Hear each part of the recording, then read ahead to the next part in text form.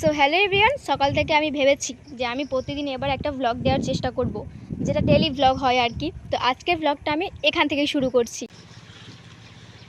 বাঙালি কি করে বলো তো, বাঙালি এই যে ব্রাশগুলো এগুলো ফেলে না, দাঁত মাজার পরে এগুলো দিয়ে আবার কাজেও ব্যবহার করে। বাসন মাজার সাবান আর এখানে ব্রাশ, ঘষে ঘষে তুলে দেবো, একদম প্রায় চকচকে হয়ে গেছে একদম।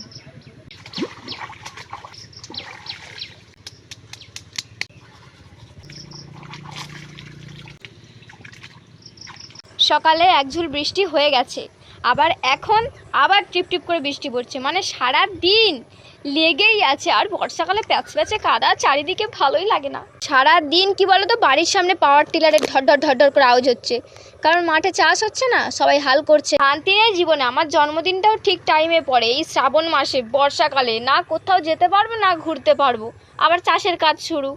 কি বলবো, দৌড় এইসব একদম ভালোই লাগে না। জল লাগছিল এত, আমি সকালে উঠে এইটা পুরো একটা তিরপল কাগজ পিরেক দিয়ে দিয়েছি, যাতে না জল লাগে। প্রতিটা বাড়িতে ভগবান একটা করে মেয়ে কেন দেয় জানো? কারণ ঘরটাকে সুন্দর গুছিয়ে রাখার জন্য। যেটা আমাদের ছোট ঘর, আমি গুছিয়ে রেখেছি।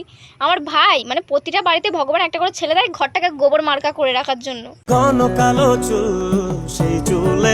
যত সব ঢং মাইরি।